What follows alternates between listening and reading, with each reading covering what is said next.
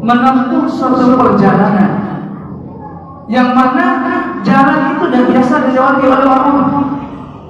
Kalau biasanya orang kalau berjalan kan biasanya pengennya kalau jalan itu yang biasa dilewati oleh orang-orang. Tujuannya apa? Supaya tidak tersesat, supaya tidak nyasar lewat sana, nyasar lewat sini kan itu. Tapi ayo kesuciannya itu berusaha mencari jalan yang tidak dilewati oleh orang-orang biasa. Kenapa ini beliau lakukan? Firar minan nas an yuqala karena beliau ini ingin lari dari manusia, ingin lari dari orang-orang supaya dia tidak disebut-sebut sama orang. Ini loh ayu. Dia ingin menghindari dirinya dari sanjungan dari ujian manusia. Subhanallah. Ini sangat berat Bapak Ibu saya. Ini sangat berat. Wa qala Bishr ibn al-Harith, kata Bishr bin al-Harith, "Mattaqallaha man ahabba syuhra." Kata Bishr bin al-Harith, tidaklah bertakwa kepada Allah orang yang cinta popularitas. Beliau tidaklah bertakwa kepada Allah orang yang cinta ketenaran, orang yang cinta popularitas. Wa qala Imam Ahmad, "Uridu an akuna fi syu'abin di Makkah hatta la uqrafa wa qad uridu bisyuhra." Berkata Imam Ahmad rahimahullah, "Uridu an akuna fi syu'abin di Makkah." Aku ingin menjadi salah satu dari sekelompok orang yang orang biasa berada di Mekah. Hatta la uqrafa, hingga aku ini tidak dikenal. Wa qad uridu bisyuhra. Kata Imam Ahmad, saya ini sudah diuji dengan ketenaran. Saya sudah diuji dengan popularitas, dengan ketenaran. Seperti yang disampaikan pada pertemuan sebelumnya, Imam Ahmad, beliau terkenal Bapak Ibu sekalian. Walaupun dulu itu tidak ada kamera, tidak ada internet, tidak ada live kajian, tapi beliau sudah terkenal sampai dia berapresiasi berdua. Bahkan yang belajar dari Imam Ahmad itu bukan hanya dari Irak dan Baghdad saja, bukan dari benua Asia saja. Subhanallah, beliau terkenal. Sehingga beliau berangan-angan, sekiranya saya ini menjadi sekelompok orang yang berada di kota Mekah, orang biasa, hingga orang tidak mengenal aku, kata beliau. Karena sesungguhnya aku telah diuji oleh ketenaran, oleh popularitas Maka. Jadi Bapak Ibu berdoa dari Allah Taala. Terkadang orang yang dikenal itu terkadang berjaga tinggi di sisi Allah SWT. Siapa coba? Manusia tidak terkenal tapi penduduk lagi kenal senang. Siapa dia? Siapa? Uwais. Dia tidak terkenal. Dia tidak terkenal.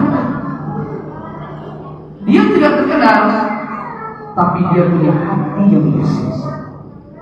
Dan dia punya hati yang bersih dan berbakti kepada kedua orang tua. Sebagaimana disebutkan oleh Rasulullah SAW. Dia adalah seorang sayyidul tabi'in. Uwais al-Qarni adalah penghulunya para tabi'in. Dia tidak berjumpa dengan Nabi SAW, tapi Nabi diberi wahyu oleh Allah. Ada orang dia tidak terkenal, tapi penduduk Nabi kenal dengan dia. Kalau dia berdoa dikabulkan oleh Allah SWT. Yang mana Uwais ini? Dia tinggal di Yaman, di daerah Qarn namanya, dari kabilah Murad, dan dia adalah anak yang yatim, hidup berdua dengan ibunya. Dia merawat ibu, dan dia punya penyakit kusta, yang mana dia berdoa kepada Allah SWT agar Allah menyembuhkan penyakit kusta ini. Maka doanya dikabulkan oleh Allah. Kecuali tersisa dari penyakitnya tersebut sebesar buah dirham yang ada di kedua lengan. Sampai-sampai Nabi SAW memerintahkan kepada Umar, kalau kau ketemu dengan Uwais al-Qarni, tolong mintakan ampun kepadanya, mintakan kepada Allah ampun. Dan itu ketika Umar bin Khattab menjadi Amirul Mukminin, Umar memang menunggu-nunggu jamaah dari Yaman. Umar menunggu jamaah dari Yaman ketika dia menjadi khalifah Amirul Mukminin. Dia ingin memastikan apa yang disampaikan oleh Rasulullah SAW. Dia ingin mengamalkan wasiat Rasulullah SAW. Dia ingin melaksanakan wasiat Rasulullah SAW. Ketika jamaah datang dari Yaman, Umar langsung bertanya kepada jamaah tersebut, apakah di antara engkau yang bernama Uwais? Maka mereka menjawab, ada. Bagaimana keadaan Uwais? Maka mereka menjawab, kami tinggalkan Uwais dalam keadaannya fakir miskin seperti orang biasa. Maka kata Umar bin Khattab, celaka kalian. Sesungguhnya dia adalah orang yang diceritakan oleh Rasulullah SAW. Seharusnya kalian memanfaatkan Uwais dengan memohonkan ampun kepada Allah SWT, karena doa dia diijabah oleh Allah SWT. Maka Umar bin Khattab mencari Uwais, ketemulah dia sama Uwais. Beliau bertanya kepada, apakah engkau Uwais? Maka laki-laki yang jawab, iya, saya Uwais. Bagaimana ayahnya? Ayah saya sudah meninggal dulu. Engkau tinggal bersama siapa? Aku tinggal bersama ibu. Kemudian engkau dari daerah mana? Aku dari daerah Qarn. Dan engkau dari kabilah mana? Aku dari kabilah Murad. Kemudian apakah engkau punya penyakit? Iya, saya punya penyakit, yaitu penyakit kusta, kata dia. Yang mana aku berdoa kepada Allah SWT agar penyakitku ini disembuhkan oleh Allah SWT. Maka penyakitku itu disembuhkan oleh Allah, kecuali yang tersisa dari penyakit itu, bekas dari penyakit itu sebesar uang dirham, kata Uwais, yang ada pada dua tanganku, kata dia. Lalu diperlihatkan kepada Amirul Mukminin Umar bin Khattab radhiyallahu anhu. Ketika diperlihatkan kepada Umar bin Khattab, langsung dipeluk sama Umar. Kenapa? Ternyata apa yang disebutkan oleh Nabi SAW, ciri-ciri dia itu betul semua. Dimulai dari nasabnya, dimulai dari tempat tinggalnya, kemudian kabilahnya, kemudian orang tuanya, ayahnya, kemudian penyakit yang dia derita. Benar semuanya, cocok semuanya dengan apa yang dikhabarkan oleh Rasulullah SAW. Maka ketika itu langsung dirangkul, dipeluk sama Amirul Mukminin. Ketika itu Umar bin Khattab radhiyallahu taala, langsung dia mengatakan, engkau telah diceritakan oleh Rasulullah SAW. Maka Umar berkata, Umar, tolong mohonkan ampun kepada Allah untukku. Apa kata Uwais? Engkau Amirul Mukminin, subhanallah, bagaimana mungkin saya mendoakan engkau adalah seorang Amirul Mukminin? Tidak mungkin. Dipaksa sama Umar ketika itu. Baru dia mau mendoakan Umar radhiyallahu ta'ala. Kemudian ketika dia selesai dari melaksanakan hajinya, maka Umar ketika itu bertanya kepada dia, setelah ini engkau kemana? Saya ingin pergi ke kabilah Murad. Apa kata Umar? Saya akan kirimkan surat kepada gubernur Irak agar gubernur Irak memberlakukan kamu selayaknya, agar berikan engkau memperlakukan kehidupanmu, hidupmu, menjamin hidupmu. Apa kata Uwais? Dia bersumpah, jangan kau lakukan itu. Aku ingin menjadi orang yang biasa, yang berjalan di tengah keramaian orang dan orang cuek kepada Subhanallah. Luar biasa, Bapak Ibu. Dia tak kenal, tapi penduduk langit kenal dengan dia. Subhanallah. Ini dia contoh bagaimana terkadang ada orang yang tidak terkenal, tapi dia dikenal benar. Belum tentu orang yang terkenal itu derajatnya lebih tinggi daripada orang yang terkenal. Karena yang dinilai oleh Allah SWT itu adalah takwa. Takwa itu letaknya di sini. Belum tentu. Bisa jadi orang itu biasa-biasa saja. Tapi kalau dia berdoa dikabulkan oleh Allah SWT, ini contohnya Uwais. Ya, kami dapat cerita dari salah seorang ikhwan di Mainan sana. Mudah-mudahan cerita ini memang cerita ini mau nyata. Di bulan Ramadan, kalau tidak salah 3 tahun atau 4 tahun yang lalu, ada salah seorang ikhwan kita bercerita. Ada di antara ikhwan kita ini, dia kalau berdoa di bulan Ramadan ini, jadi bulan Ramadan kenyataan subhanallah. Dia tidak ada kerja. Pekerjaannya bulan Ramadan ketika itu mogok, sehingga dia tidak punya uang untuk beli. Kebetulan motor dia ini rusak, tidak bisa lagi diperbaiki. Kemudian baju, dia mau belikan baju untuk anak-anak, tidak ada uang. Maka di siang hari dia berdoa kepada Allah SWT. Dia berdoa, yang pertama minta motor. Ya Allah, berilah saya motor. Mungkin di antara doanya itu mungkin dia motor itu digunakan untuk pergi ke masjid, untuk pergi pengajian dan lain sebagainya. Selang beberapa waktu selesai dia berdoa, pada saat masih di hari itu dia sore, datang bapak-bapak nawarkan motor semacam. Kamu tidak punya motor? Ya, motor saya sudah rusak. Saya di rumah ada motor yang keluarkan ke pakai. Subhanallah, ini bisa. Keesokan harinya dia berdoa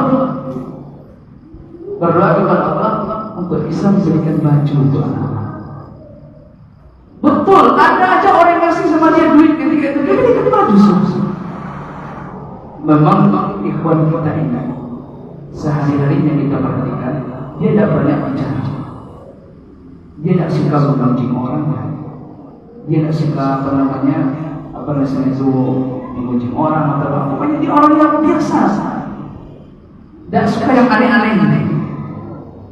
Jadi Bapak Ibu sekalian, kadang ada orang yang doanya dikabulkan oleh Allah SWT. Dia orang biasa. Banyak faktor-faktor yang menjadikan doa kita itu kenapa tidak dikabulkan oleh Allah SWT. Mungkin di antaranya faktor itu harta kita. Mungkin harta yang kita cari ini dengan cara yang tidak halal, dengan cara yang diharamkan oleh Allah Subhanahu wa taala. Atau mungkin ada perbuatan dosa yang sering kita lakukan, yang kita lakukan secara sembunyi-sembunyi, atau hal-hal lain yang menjadikan terkadang doa kita itu tidak dikabulkan oleh Allah Subhanahu wa taala. Atau Allah menyimpan doa kita itu, atau doa kita itu ditangguhkan oleh Allah Subhanahu wa taala. Ini banyak hal-hal yang menghalangi doa kita tidak dikabulkan. Terkadang ada orang yang tidak terkenal, tapi doanya dikabulkan oleh Allah SWT. Dia orang biasa. Orang biasa tidak terkenal, tapi dikabulkan doanya oleh Allah SWT. Ya ini seperti sahabat Uwais Al-Qarni tadi. Penduduk Yaman itu membiarkan dia hidup dalam keadaan miskin. Penduduk Yaman ketika itu tidak tahu menahu dengan keadaan dia. Padahal dia adalah orang yang disebut oleh Nabi SAW dalam hadis. Bahkan Umar bin Khattab pun diperintahkan oleh Nabi SAW kalau bertemu dengan dia, ya Allah memintakan doa, tolong mengeluarkan ampun kepada dia, kepada Allah SWT. Ini kita sebutkan tadi. Kadang ada orang yang terkenal, tapi dia dikenal oleh penduduk. Dan Imam Ahmad itu beliau berangan-angan bagaimana beliau itu menjadi orang biasa yang berada di Makkah. Sekelompok orang biasa yang berada di Makkah. Apa tujuannya agar beliau tidak dikenal sama orang-orang? Karena beliau disebutkan bahwa buni itu disyukur. Sungguh aku telah diuji karena ketenaran atau popularitas. Kemudian walamma balagha al-haqq bahkan nasa yad'una lahu qala la ta'ala yaqulu istidraj. tatkala telah sampai kepada Al-Imam Ahmad bahwasanya orang-orang telah memanggil-manggil dia, memuji-muji dia, apa kata Imam Ahmad? Mudah-mudahan itu bukan istidraj. Ngeri ya, mudah-mudahan itu bukan istidraj, kata Imam Ahmad. Waqala Murrah yuqatilu tilmidahu lamma balaghahu madhun nas. Ya Abu Bakar, idza 'arafa ar-rajulu nafsahu fama yanfa'uhu kalamun nas. Berkata Murrah ketika dia berbicara dengan muridnya, tatkala sampai kepada beliau madhun nas, pujian manusia. Apa kata Murrah kepada muridnya? Ya Abu Bakar, idza 'arafa ar-rajulu nafsahu, apabila seseorang itu tahu dengan dirinya sendiri, fama yanfa'uhu kalamun nas, maka tidak bermanfaat ucapan manusia, pujian manusia kepada dia. Kalau orang tahu dengan kita siapa kita sebenarnya, mungkin orang tidak akan memuji kita. Terkadang orang memuji kita itu orang tidak tahu dengan kita. Kalau kita sadar dengan diri kita, Bapak Ibu, dengan kekurangan yang ada pada diri kita, mungkin tidak bermanfaat pujian manusia sedikit pun. Cuma memang terkadang orang tidak tahu dengan kita, atau kita pun tidak tahu diri.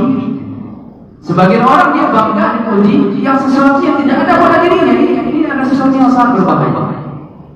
Bagaimana mungkin kita bangga dengan sesuatu yang tidak kita miliki? Nah, ini penyakit sebagian manusia, bangga terhadap sesuatu yang tidak dia miliki. Bangga terhadap pujian orang lain yang sebenarnya dia sendiri tidak memiliki pujian itu sendiri. Ini adalah sesuatu yang sangat berbahaya. Baik, ini poin yang kedua, yaitu cinta popularitas. Kita masuk poin yang ketiga. Perusak yang ketiga, al-mu'awwidh tadi. Perusak atau penghalang yang ketiga, at-tafridu fi halaqatil ilmi. Menyia-nyiakan halaqah ilmu atau majelis-majelis ilmu. Menyia-nyiakan majelis-majelis ilmu. Di antara penghalang yang ketiga yang menghalangi seseorang dari menuntut ilmu, yaitu menyia-nyiakan majelis-majelis ilmu. Kata Syekh Muhammad, kana salafun yaqulu, dahulu para salaf kita mengatakan, al-ilmu yubta wa la yabta. Kita ulangi, ini perkataan yang patut ditulis dengan tinta emas. Lalu para salaf kita mengatakan al-ilmu yubta wa la yabta. Ilmu itu didatangi dan tidak didatangi. Yang namanya ilmu itu kita yang mendatangi, Bapak Ibu sekalian. Bukan ilmu itu datang kepada kita. Kalau kita membaca sejarahnya, bagaimana dulu para sahabat kita itu, kalau para sahabat termasuk para ulama kita, kalau mereka menuntut ilmu itu menempuh perjalanan yang sangat jauh sekali. Kita ambil contoh sahabat Jabir bin Abdullah. Sahabat Jabir bin Abdullah, tatkala dia mendengar ada salah seorang sahabat, yaitu Abdullah bin Unais. Tatkala sahabat Jabir bin Abdullah mendengar Abdullah bin Unais, Abdullah bin Unais ini hanya dia sendiri yang mendengar hadis dari Rasulullah SAW tentang qisas. Dan ada sahabat yang lain yang mendengar tentang qisas. Hanya sahabat Abdullah bin Unais. Ketika sahabat Jabir bin Abdullah mendengar ada sahabat yang meriwayatkan hadis tentang kisah, yaitu sahabat Abdullah bin Unais, maka sahabat Jabir bin Abdullah langsung beli unta, ya, langsung beli unta. Kemudian dia persiapkan bekalnya. Kemudian dia pergi menuju tempat tinggalnya Abdullah bin Unais, yang mana dia menempuh perjalanan kurang lebih 1 bulan. Naik apa? Naik unta. Menempuh perjalanan 1 bulan. Mungkin dia mau bertanya, kenapa orang dulu lebih mau naik unta ketimbang naik kuda? Kenapa Bapak Ibu? Bukankah kuda lebih cepat daripada unta? Kenapa? Kuda lebih mahal. Unta juga lebih tangguh dalam perjalanan. Unta lebih tangguh dalam perjalanan Di padang pasir. Itu dia. Unta itu kelebihannya Bapak Ibu sekalian, dia punya kantong air minum. Sekali minum, dia bisa tak minum 1 pekan sampai 10 hari. Dia kalau minum cukup 1 kali saja, 1 kali dalam 10 hari. Udah bisa seperti itu. Udah kalau sudah capek dari kerjaan itu, mos-mosan harus minum. Kalau tidak minum, unta di antara kelebihan yang Allah berikan kepada unta ini, dia punya kantong air minum yang besar. Sehingga kalau minum itu banyak, dia punya tempat cadangan air. Sehingga dia bisa nggak minum selama sebulan. Sangat cocok hewan yang satu ini untuk menempuh perjalanan yang jauh. Berarti kalau 1 bulan berapa kali minum?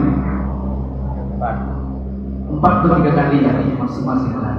Cuma 3 kali minum. Kalau udah setiap dia lelah, kasih minum. Ya, kalau 30 hari ya, minimal 30 kali minum. Unta bisa 3, 4 atau maksimum 3 kali. Makanya Allah mengatakan dalam surah Al-Ghasyiyah, apa kata Allah? Afala yanzuruna ila al-ibli kaifa khuliqat. Subhanallah.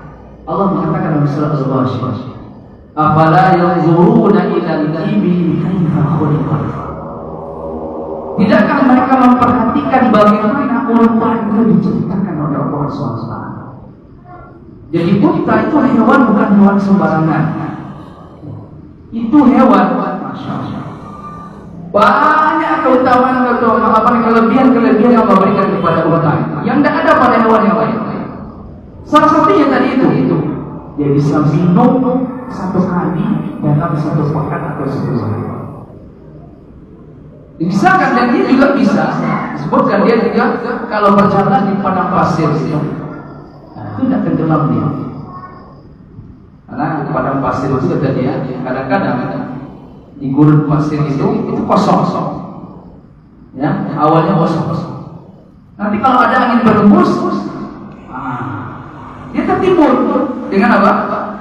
Padang pasir tadi. Makanya orang di padang pasir itu sering tertimbun. Awal berangkat ini kosong, pas pulang ini udah ada tumpukan. Unta sekali udah pernah berjalan ke satu tempat, dia nanti tidak bersasar satu dari unta. Dan dia kalau berjalan ditumpukan pada pasir yang tidak padat itu, dia tidak tenggelam. Berbeda dengan yang lain, kita pun bisa tenggelam kalau dijatuh unta tidak. Sehingga disediakan dengan safinatus safar. Apa itu safinah?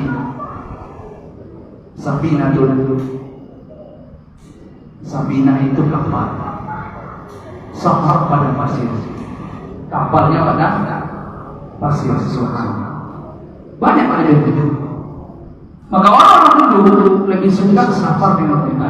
Itu di antara kelebihan. Banyak kelebihan yang lain yang dimiliki oleh unta. Maka sahabat Jabir bin Abdullah langsung beli unta, pergi safar menuju tempat kediaman Abdullah bin Qais. Dan disebutkan itu menempuh perjalanan 30 hari. Mencari berapa hadis Pak? Berapa hadis yang dicari?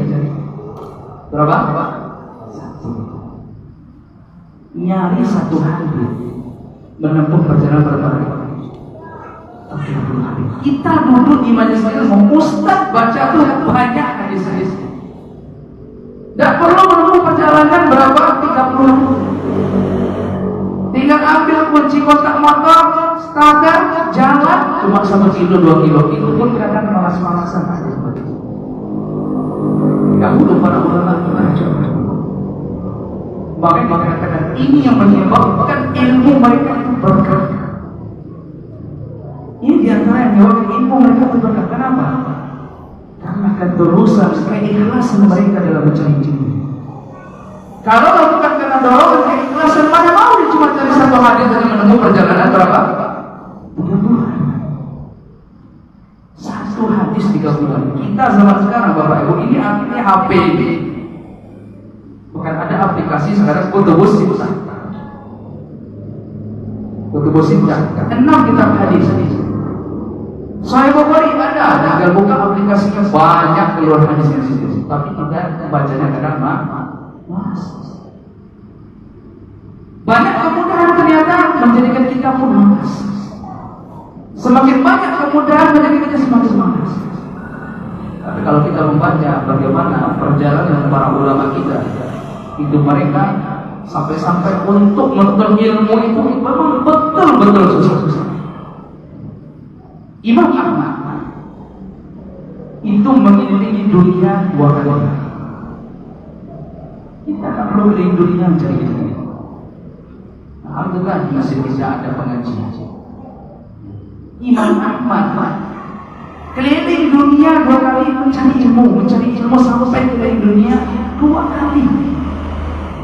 Itu tidak ada pesawat loh. Tidak pakai pesawat itu zaman itu, mana ada pesawat? Tidak ada pula mobil zaman itu. Kemungkinan dia naik unta, atau naik kuda yang paling cepat, atau keledai yang lain sebagainya. Baru beliau bisa menulis kitab beliau Al-Musnad. 2 kali keliling dunia. Kita berapa kali keliling dunia? Ada. Tidak perlu keliling dunia kita. Alhamdulillah ada. Kita rutin saja hadir di pengajian yang diadakan oleh ikhwan kita di sini. Itu alhamdulillah. Tidak perlu kita harus keliling juga. Nah, ini musibah bagi ilmu zaman sekarang. Ini Imam Ahmad sampai 2 kali keliling dunia baru beliau bisa menulis Al-Musnad. Masuk. Sudah masuk. Belum. Udah. Masuk.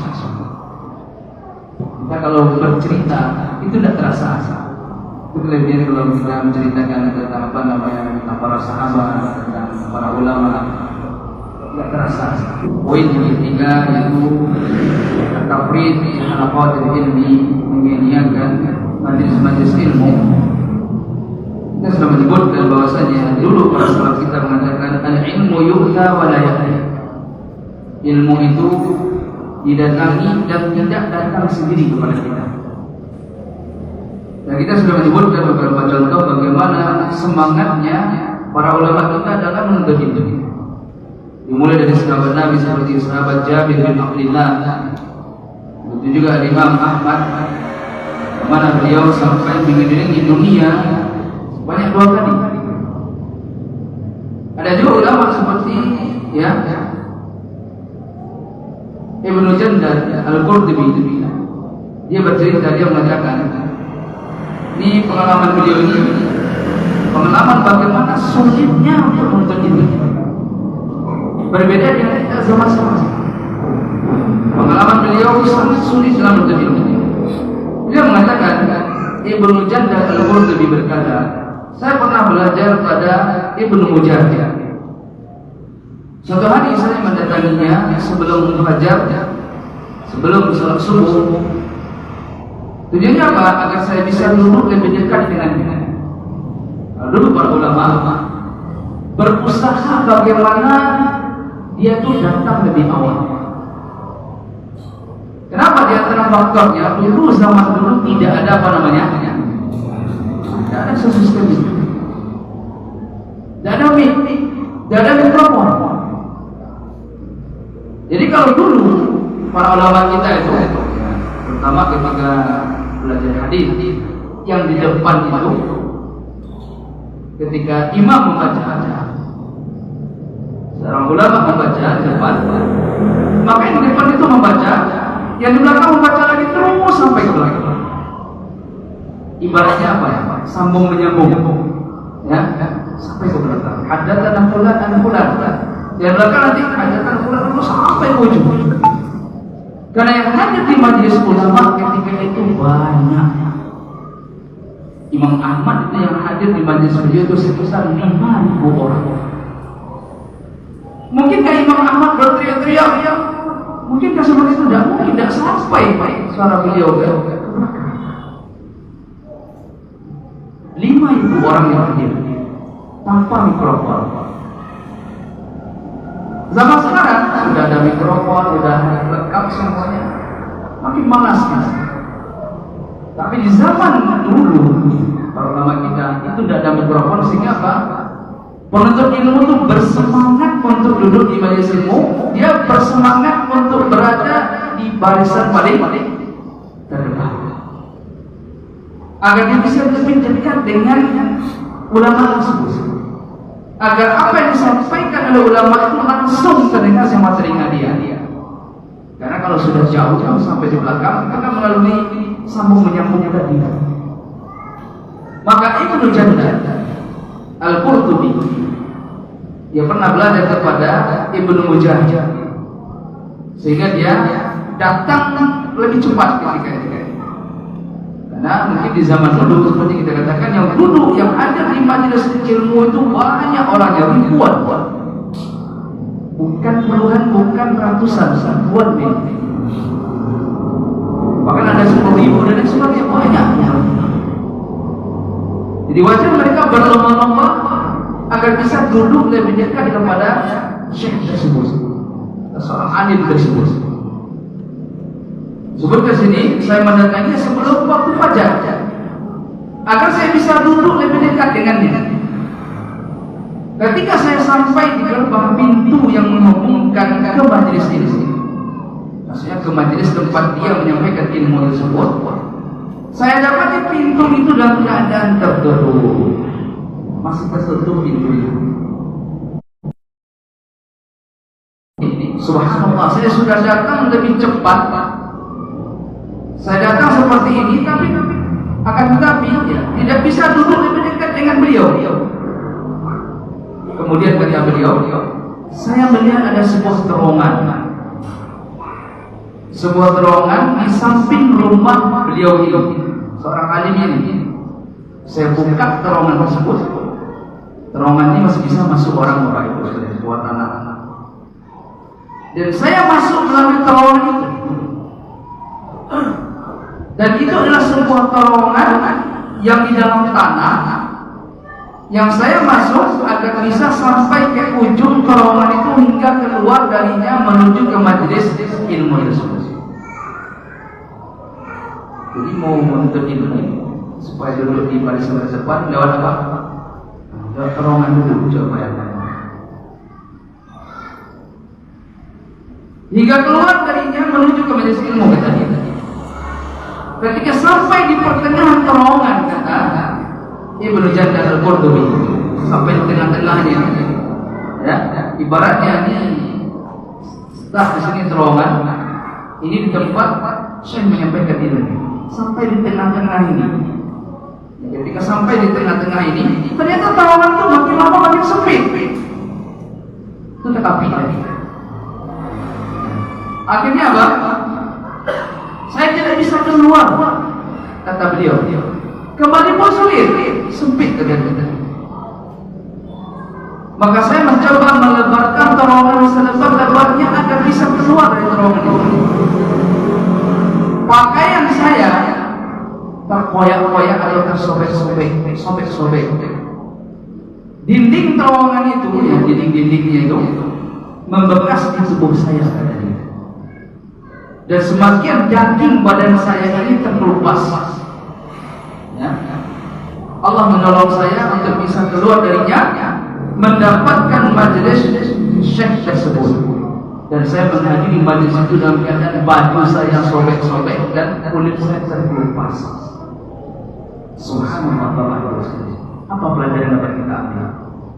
Seperti ini perjuangan untuk mendapatkan ilmu. Kita sampai dan seperti itu. Apakah kita harus lewat terowongan kalau ikut pengajian? Tidak ada. Kita di zaman sekarang alhamdulillah banyak kemudahan. Kita kalau mau duduk di majelis ilmu tidak perlu harus lewat terowongan, tidak perlu harus lewat hutan belantara, tidak perlu juga harus melewati sesuatu yang sangat sulit sekali, tidak perlu. Tapi ini kenapa ini bisa Kenapa mereka itu bisa melakukan hal yang seperti ini? Karena bagi mereka ilmu agama itu adalah kebutuhan. Ilmu agama itu adalah kebutuhan primer, bukan kebutuhan sekunder, bukan kebutuhan tambahan, Pak. Mereka para ulama kita, bagi mereka ilmu agama ini kebutuhan mendesak, kebutuhan pokok, bukan kebutuhan pelengkap. Kebutuhan pokok kita apa, Bapak Ibu sekalian? Dari makanan apa? Nasi dan lauknya ini seperti ini. Bagi mereka para ulama, ya, bagi mereka para ulama, menuntut ilmu agama itu adalah kebutuhan pokok. Kalau kita pikir secara logika, masa menuntut ilmu harus lewat terowongan gitu, harus masuk sempit sampai harus nyawa juga taruhan. Dan bagi mereka ilmu itu adalah kebun. Mereka itu mengagungkan ilmu. Makanya ada ulama kita yang mengarang kitab Ta'zimul Ilmi. Ta'zimul Ilmi itu artinya pengagungan terhadap ilmu. Maka seorang penuntut ilmu dia harus mengagungkan ilmu tersebut. Bagi dia ilmu agama ini adalah apa? Kebutuhan pokok, bukan kebutuhan kebutuhan sekunder, kebutuhan mendesak yang dia memang butuh kepada ilmu agama. Ini dia ya, bagaimana dia harus sulit untuk mendapatkan ilmu, dia harus menempuh sesuatu yang membahayakan untuk dirinya sendiri sampai lewat terowongan. Kemudian berikutnya Al-Imam Baqi bin Makhlad itu beliau itu pernah melakukan perjalanan atau rihlah, perjalanan.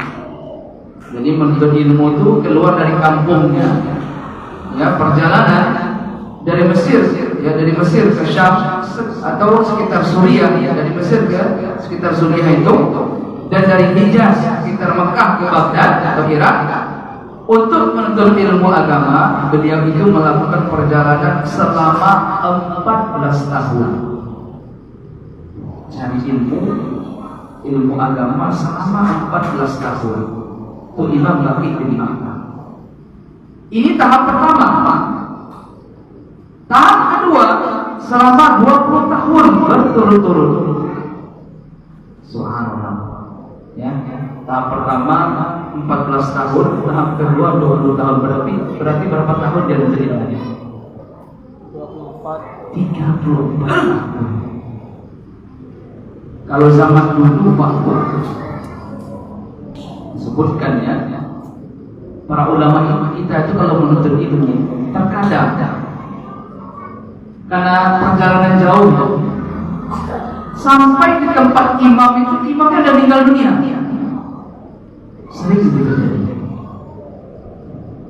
Kenapa? Karena di zaman dulu tidak ada apa? Tidak ada telepon, tidak ada berita, internet, tidak ada. Kalau zaman sekarang enggak. Oh, sebulan saya sudah meninggal dunia. Oh, adik sudah meninggal dunia. Tahu kan? Zaman dulu tidak ada seperti itu. Ketika mereka sampai di tempat syekhnya itu, ternyata syekhnya sudah meninggal dunia. Subhanallah. Sampai seperti itu. Kenapa? Lamanya perjalanan tadi. Jauhnya perjalanan tadi. Dan ini salah seorang ulama, Imam Baqi bin Makhlad ini termasuk muridnya Imam Ahmad bin Hanbal. Dia dari Andalus, keliling menuntut ilmu agama selama 14 tahun. Tahap pertama, tahap kedua 20 tahun, 34 tahun safar terus dia mencari ilmu. Luar biasa ya, bagaimana semangat mereka dalam menuntut ilmu. Imam Syafi'i, beliau belajar dalam keterbatasan materi. Karena Imam Syafi'i, beliau ini adalah salah seorang yang yatim. Imam Syafi'i pernah berkata, saya seorang yang tinggal bersama ibu saya. Jadi yatim itu, bapak meninggal dunia itu namanya apa? Yatim. Kapan seseorang disebut yatim? Ketika bapaknya meninggal dunia dan dia belum dalam keadaan balik. Kalau sudah balik itu tidak yatim lagi namanya. Kalau sudah balik itu tidak yatim. Kalau kita katakan orang yang balik itu yatim, ya bapak yang tertua kita bilang yatim itu namanya. Maka standar yatim itu sebelum balik. Cuma zaman sekarang banyak keliru. Mohon maaf ya, sebagian itu keliru. Udah SMA dia masih juga disebut dengan yatim, tidak benar disebut. Sehingga terkadang salah dalam menyalurkan harta anak yatim. Yang namanya anak yatim itu anak yang ditinggal mati sama ayahnya sebelum anak itu balik. Kalau sudah balik bukan yatim namanya. Nah, Imam Syafi'i itu beliau pernah bercerita, saya seorang yatim atau ditinggal mati oleh ayah saya, dan saya tinggal bersama ibu saya. Ia menyerahkan saya ke sebuah kutab. Jadi kutab itu adalah sebuah sekolah yang ada di masjid. Kalau zaman kita mungkin sekarang di TPA. Tapi TPA yang sama di zaman Imam Syafi'i sama TPA sama sekarang berbeda, tidak sama. TPA di zaman Imam Syafi'i memang orang-orang berilmu seperti itu.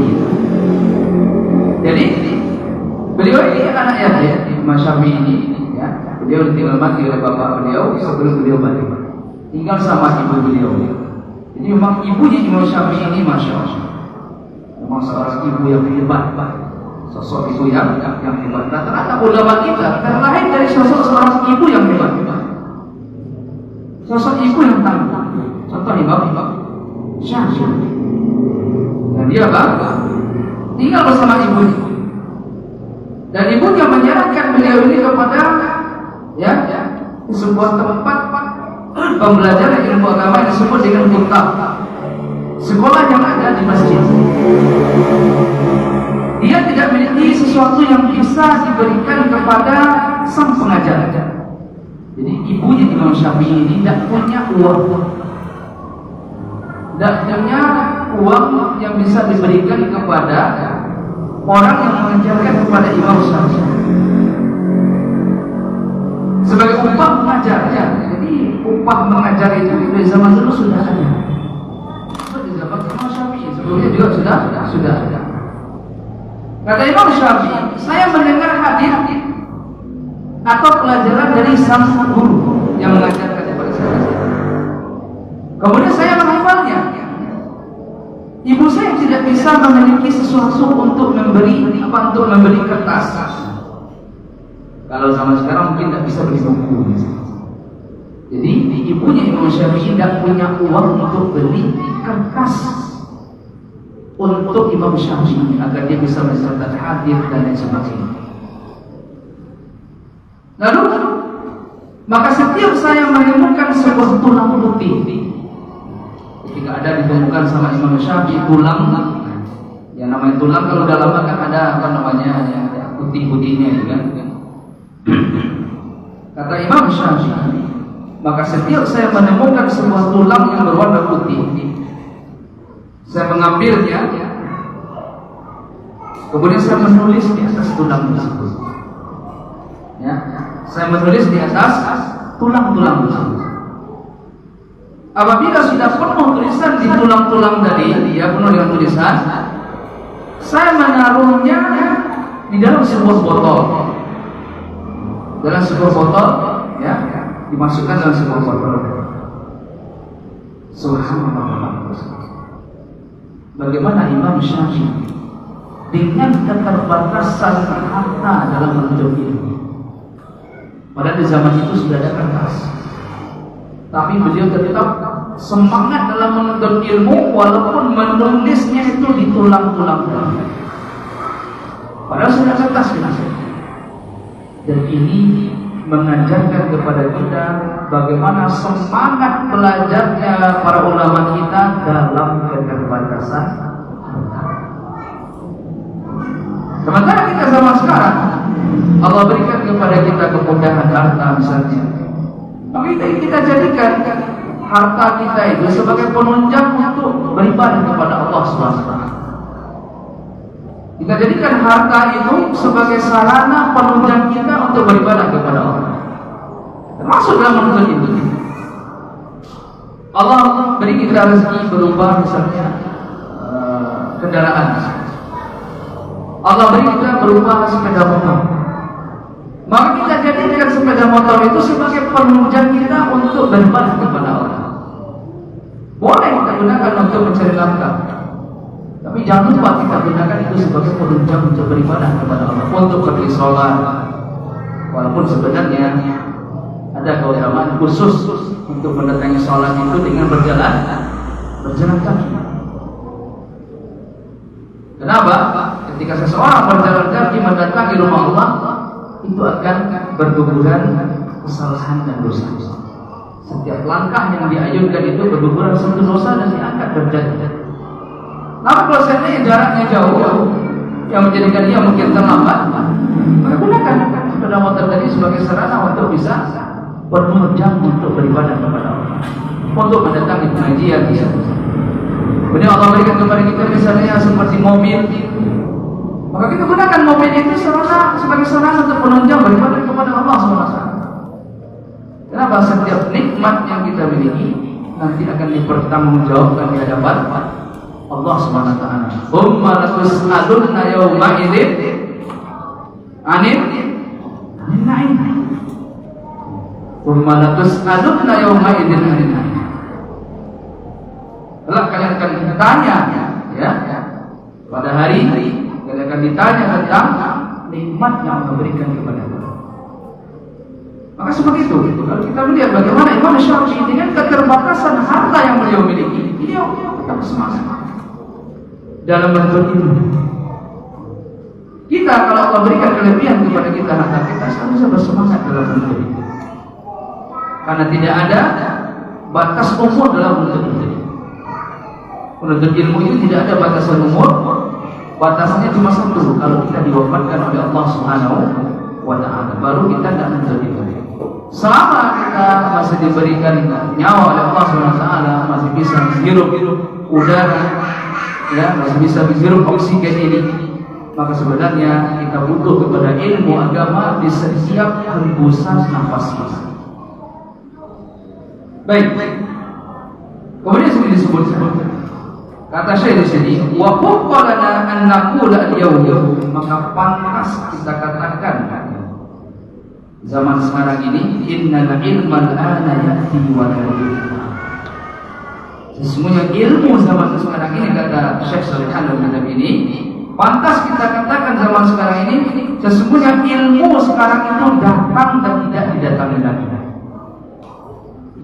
Kalau dulu para ulama kita, ilmu itu didatangi, dan datang dengan sendirinya. Kalau zaman sekarang, kata saya di sini, pantas kita katakan ilmu itu sudah datang dan tidak perlu datang lagi. Tidak perlu kita datangi lagi. Kenapa? Apalagi di zaman sekarang banyak majelis-majelis ilmu sudah ditegakkan oleh pengurus-pengurus masjid misalnya, atau panitia-panitia kecil. Tinggal bagaimana kita mau duduk atau tidak. Tinggal bagaimana kita mau duduk di majelis ilmu atau tidak, duduk sejenak atau tidak. Tinggal kita sabar atau tidak duduk di majelis ilmu. Kebanyakan kita yang menjadikan kita itu futur duduk di majelis ilmu karena tidak sabar. Karena di antara kunci sukses dalam menuntut ilmu adalah sabar. Itu kata kunci. Sabar. Kebanyakan orang tidak sabar. Duduk di majelis ilmu, faktor utamanya kenapa dia tidak tahan duduk di majelis ilmu karena tidak sabar. Tapi kalau dia sabar, insya Allah Allah beri dia taufik. Sebagai orang tidak tahan lama belajar ilmu agama. Kenapa? Karena tidak sabar. Jadi kata kuncinya, salah satu kata kunci sukses dalam menuntut ilmu bagaimana kita bersabar. Sebenarnya bukan dalam menuntut ilmu saja, termasuk dalam beribadah. Dalam beribadah kita butuh kesabaran. Makanya para ulama kita mengatakan sabar itu terbagi menjadi 3. Sabar terbagi menjadi 3. Yang pertama, as-sabru ala ta'atillah, bersabar dalam melakukan ketaatan kepada Allah. Termasuk ketaatan kepada Allah menuntut ilmu agama. Termasuk kita harus bersabar. Dalam melakukan ketaatan kita butuh sabar, bahwa kalau kita tidak sabar, maka kita akan banyak meninggalkan amal-amal soleh dan ibadah. Maka salah satu faktor penunjangnya itu adalah sabar. Sabar yang kedua itu as-sabru an maharimillah, bersabar dari menahan diri melanggar apa-apa yang diharamkan oleh Allah.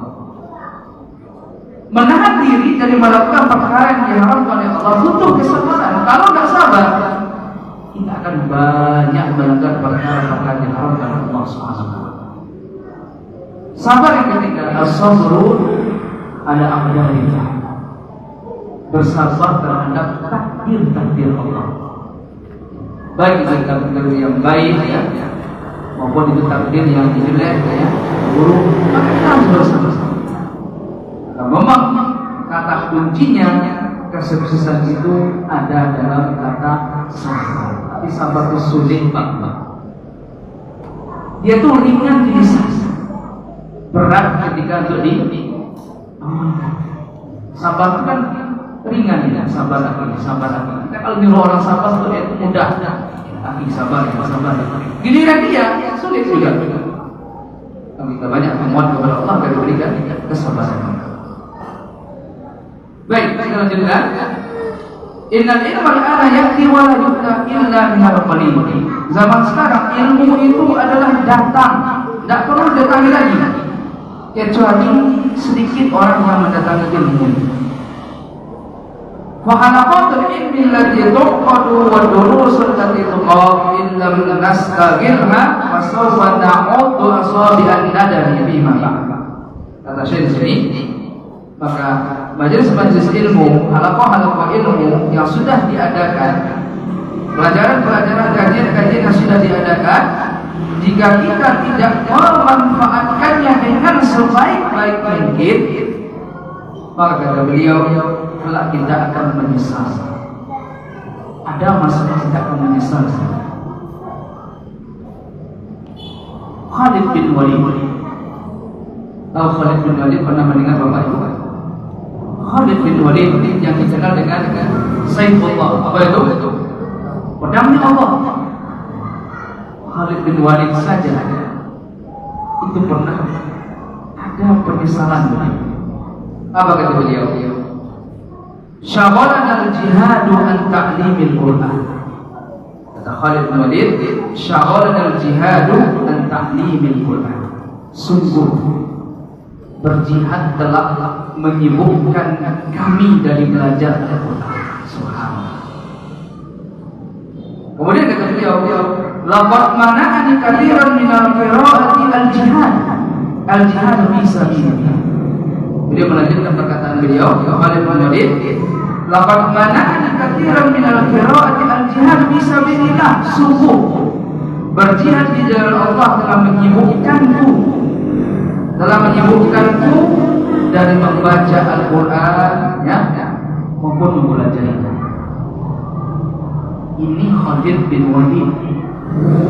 Apa kesibukannya beliau? Berjihad. Jihad termasuk ibadah mulia atau tidak? Termasuk ibadah mulia.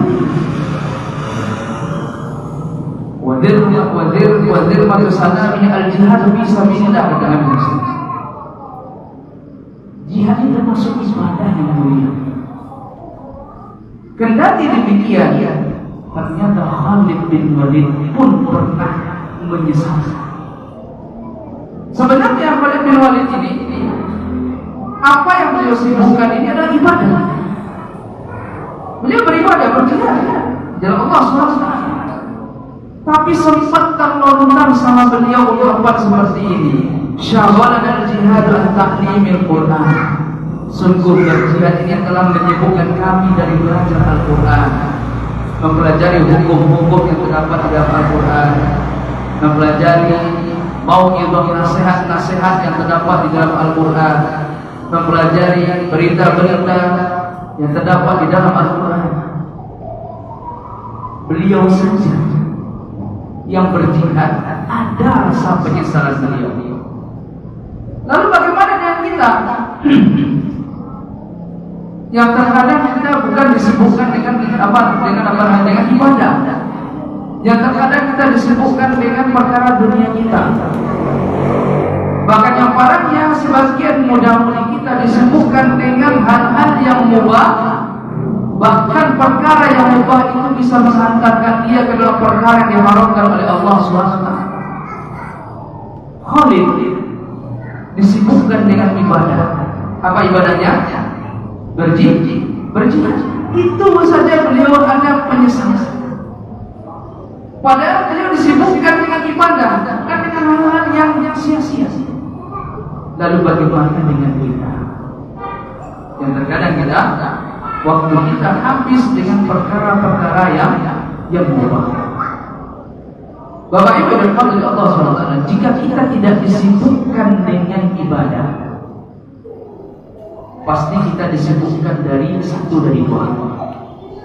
Pertama, bisa jadi kita disibukkan dengan perkara-perkara yang mubah.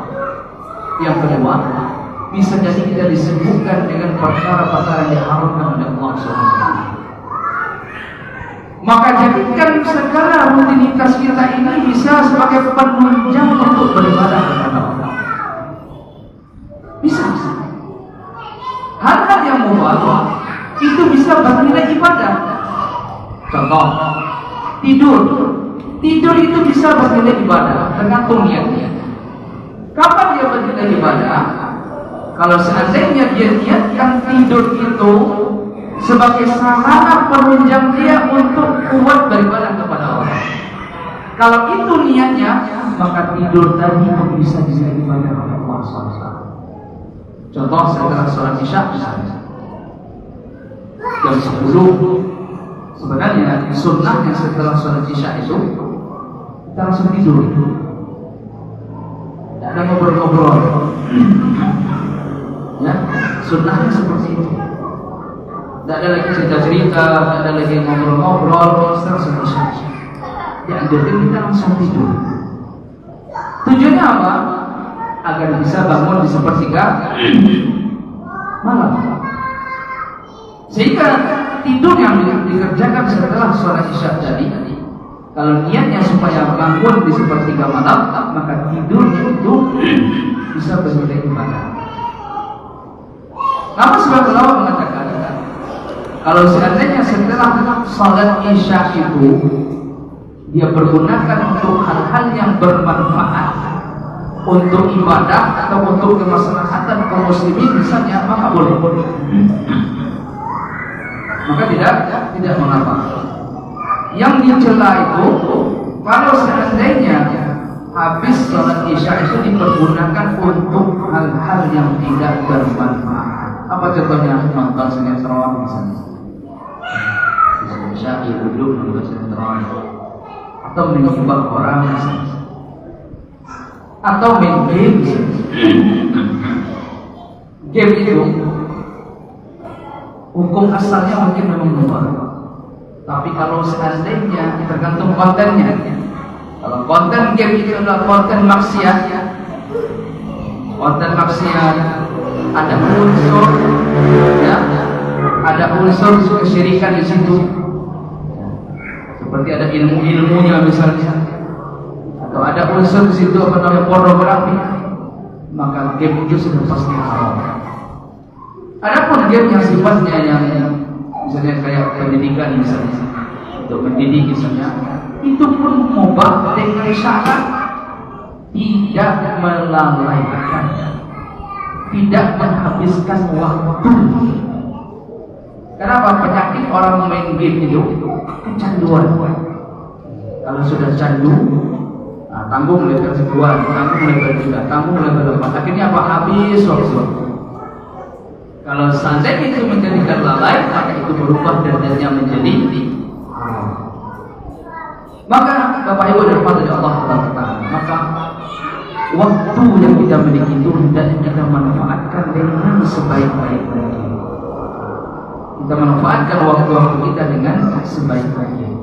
Karena waktu yang telah berlalu tidak akan kembali lagi. Waktu yang kita miliki adalah waktu yang kita hidup di waktu itu. Makanya seorang penyair mengatakan, kata dia ya, ada penyair yang mengatakan tentang pentingnya kita memanfaatkan waktu. Kenapa? Karena waktu itu adalah modal utama kita, Bapak Ibu. Waktu itu modal utama kita. Ibarat pedagang itu punya modal utama, ya kan? Yang dengan modal itu dia berdagang. Kalau kita, ya, modal utama kita adalah waktu tadi. Sehingga dia mengatakan al-ayyamu tamur was-sa'atu tasir wa nahnu fi rihlatin ila daril akhirah. Fa waqtuka huwa ra'su malika. Fa idha'atul waqti ashaddu min al-maut. Lianna idha'atul waqti taqta'uka 'anid dunya wa ahliha. Wal mautu yaqta'uka 'anillahi wa 'anil akhirah. Apa kata penyair? Al-ayyamu tamur, hari terus berlalu. Was-sa'atu tasir, waktu terus berjalan. Wa nahnu fi ila daril akhirah. Sementara kita ini sedang menuju perjalanan menuju negeri akhirat. Fa waqtuka huwa ra'su malika. Maka waktumu itu adalah modal utamamu. Fa idha'atul waqti ashaddu minal maut. Maka menyia-nyiakan waktu itu jauh lebih berbahaya daripada kematian. Lianna idha'atul waqti taqta'uka 'anillahi wa ta'ala. Karena menyia-nyiakan waktu itu dapat memutus hubungan engkau dari Allah dan negeri akhirat. Wal mautu yaqta'uka 'anid dunya wa ahliha. Sementara kematian itu hanya memutus hubunganmu dari penduduk dunia dan dunia ini. Jadi kalau waktu itu tidak kita manfaatkan dengan sebaik-baiknya, maka kita akan merugi, Bapak Ibu. Karena itu adalah modal utama kita. Waktu yang kita hidup pada waktu itu adalah itu yang kita miliki.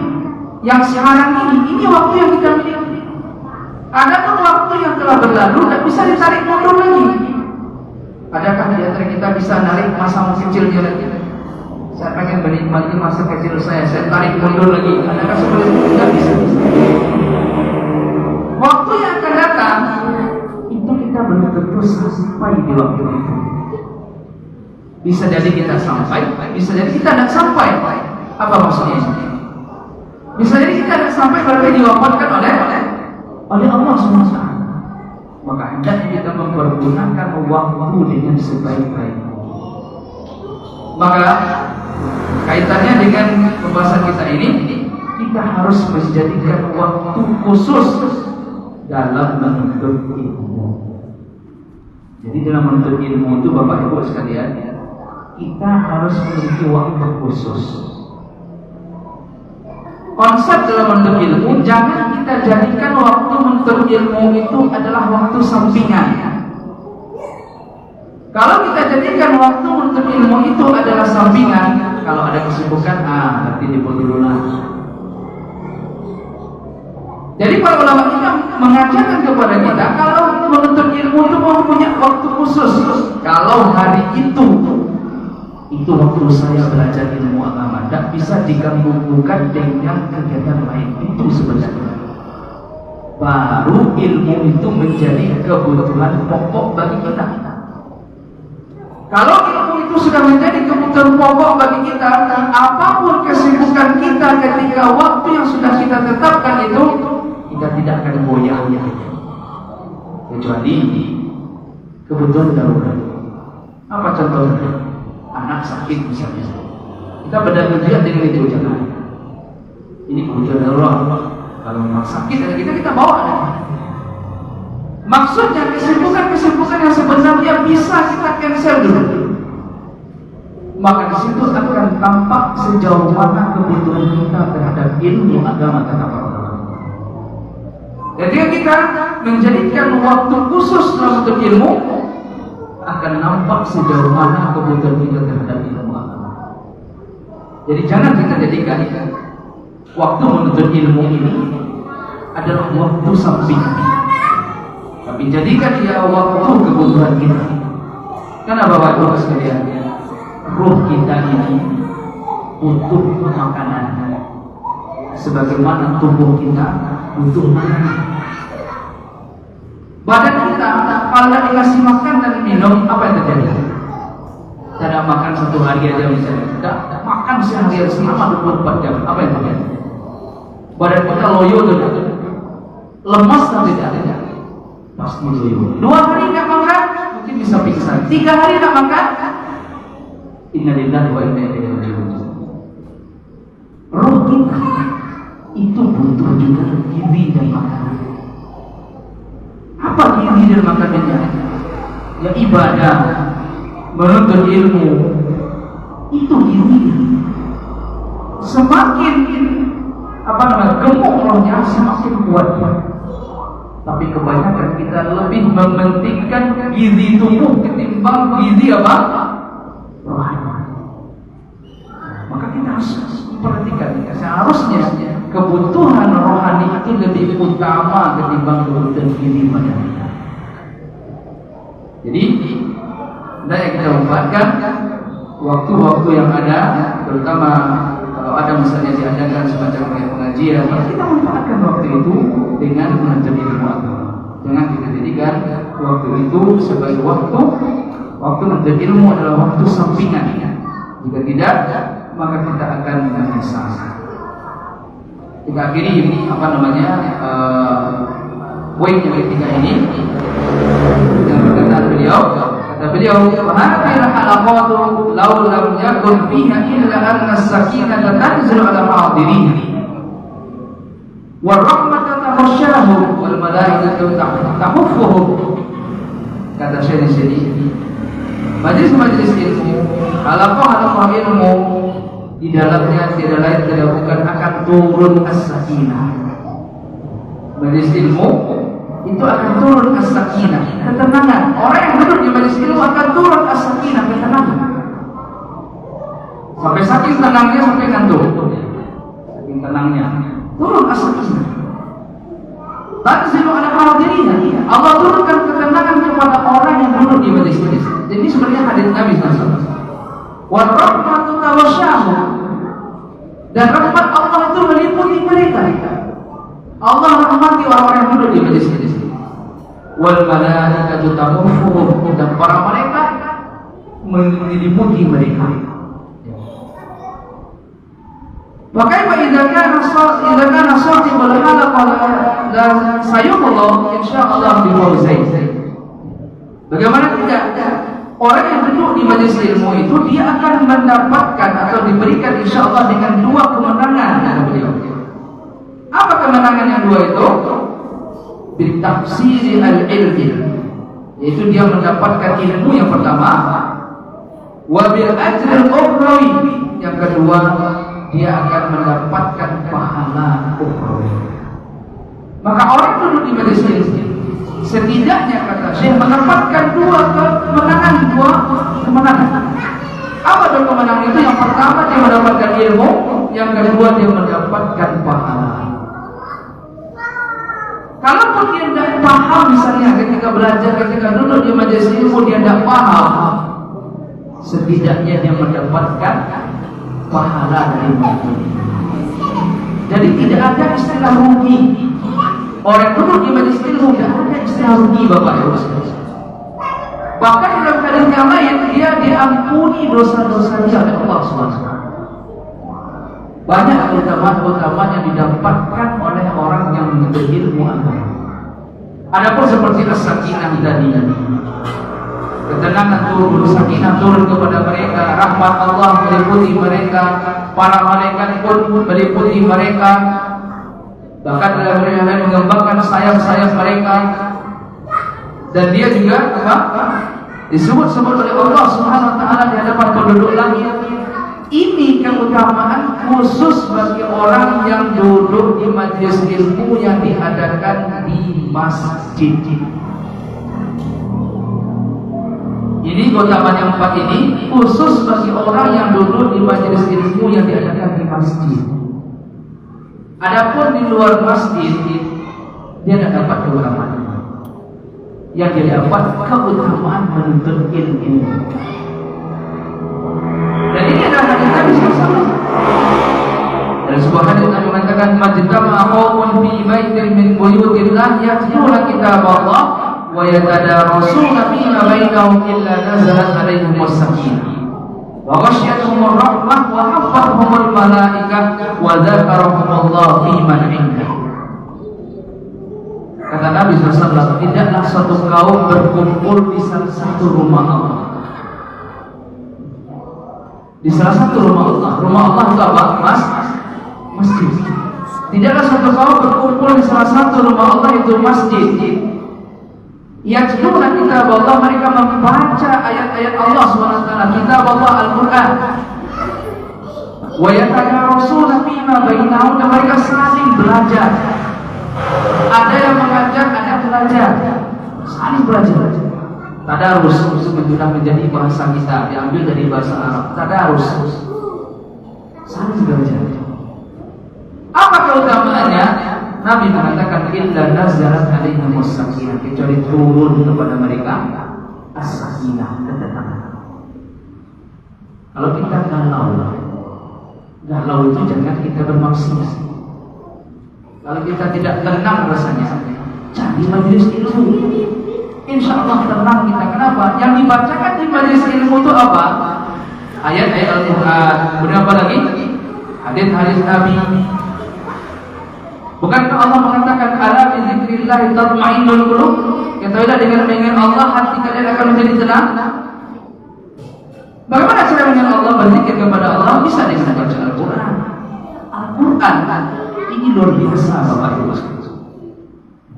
Al-Quran ini obat penyakit hati dan obat penyakit badan kita. Medis pun bisa diobati Al-Quran. Jadi Al-Quran ini wajar mengobati penyakit apa namanya? Ada orang galau, baca Al-Quran. Karena Al-Quran ini bisa mengobati berbagai macam penyakit. Wa nunazzilu minal Qur'ani ma huwa shifaa'un, kata Allah Subhanahu wa taala. Kami turunkan di dalam Al-Quran itu ada yang sebagai penangkal, sebagai obat, kata Allah Subhanahu wa taala. Syekh Al-Amin Asy-Syinkiti ketika menafsirkan ayat tadi, kata beliau, ayat ini menjelaskan bahwasanya Al-Quran itu bisa mengobati berbagai macam penyakit. Apa saja penyakitnya? Di antaranya penyakit hati. Penyakit hati apa contohnya? Iri, hasad, dengki. Ini bisa diobati dengan Al-Quran.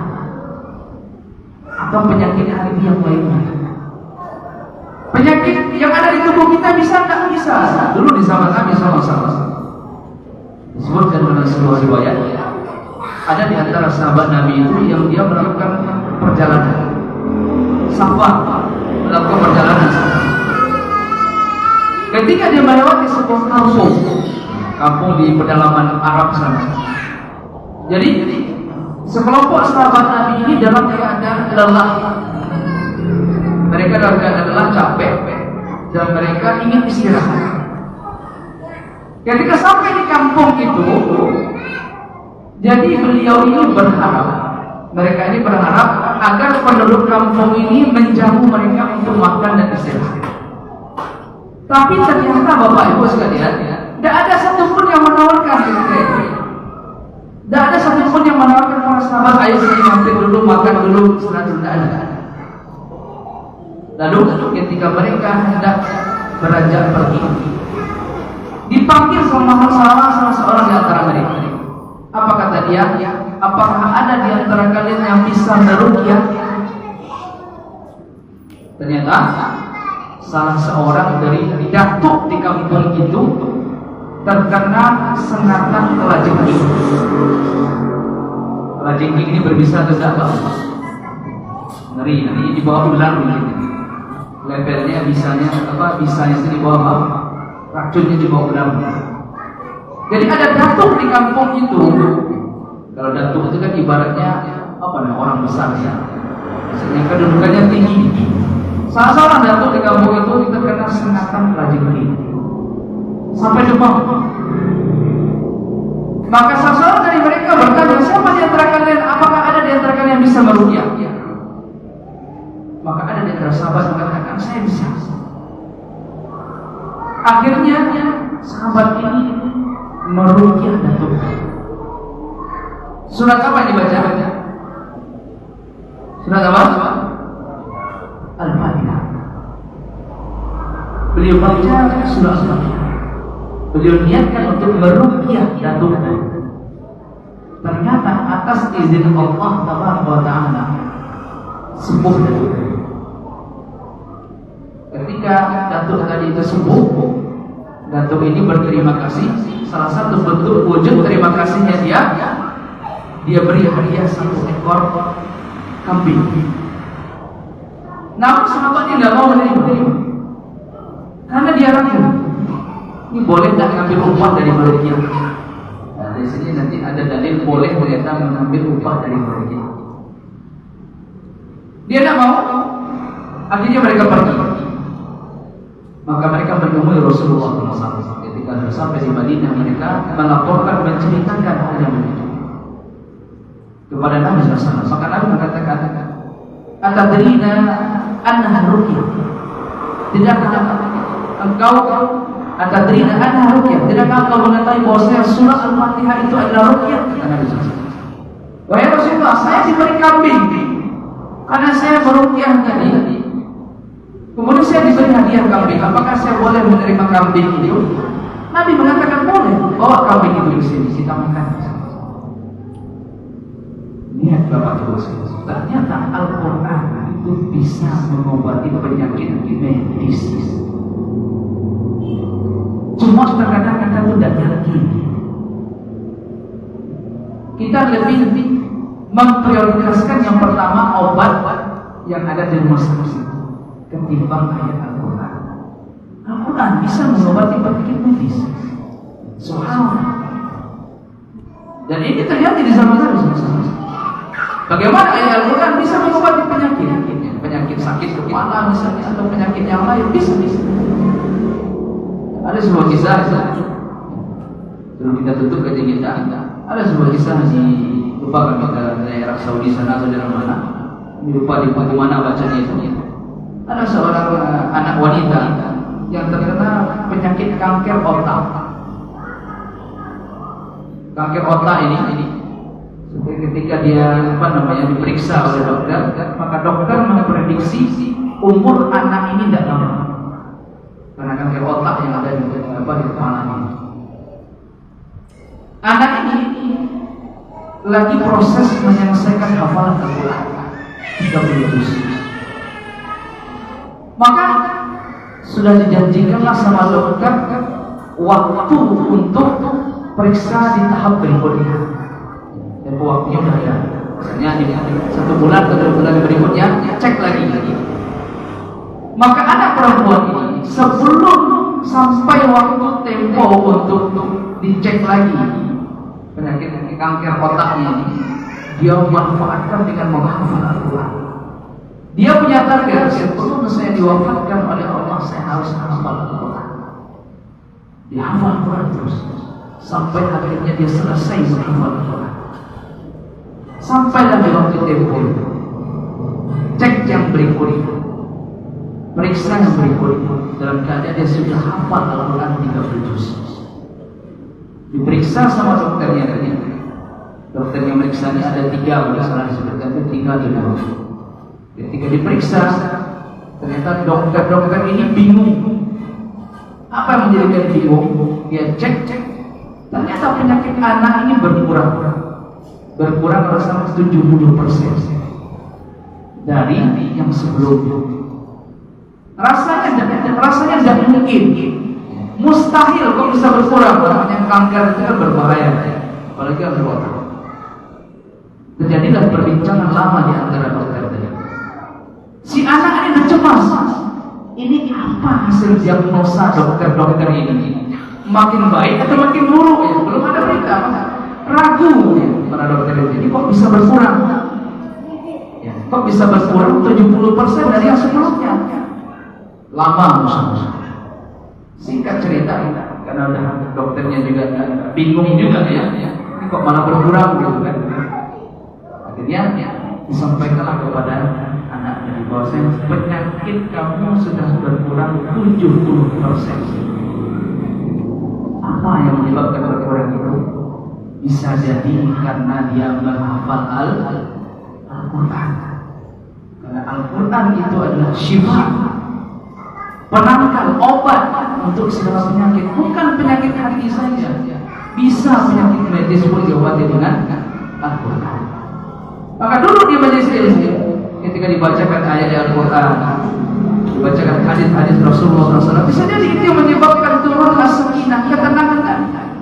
Allah jadikan hati kita itu tenteram, tenang, adem gitu, ayem gitu. Kemudian Allah turunkan rahmatnya.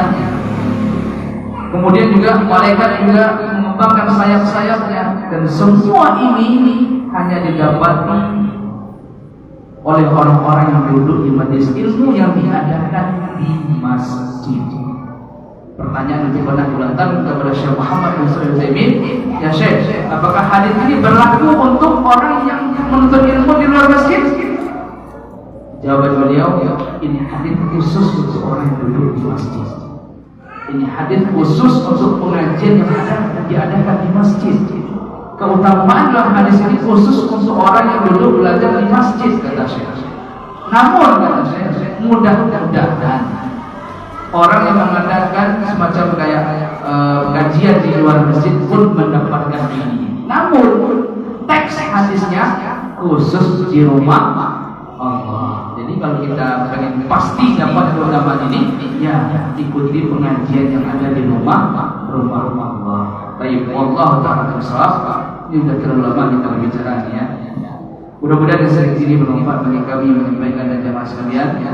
Pesan kami hendaknya kita bersemangat dalam menuntut ilmu dan jadikan waktu khusus untuk menuntut ilmu itu adalah bukan waktu sembilan. Hendaknya kita menjadikan waktu dalam menuntut ilmu itu ya, kesempatan dalam menuntut ilmu itu kita harus punya waktu khusus. Jangan kita jadikan sebagai waktu sembilan. Dan kita menjadikan menuntut ilmu agama itu adalah kebutuhan, bukan kebutuhan sampingan atau tambahan. Kalau kita menjadikan menuntut ilmu agama itu adalah kebutuhan pokok kita, maka kita tidak akan bermudah-mudahan meninggalkan majelis ilmu.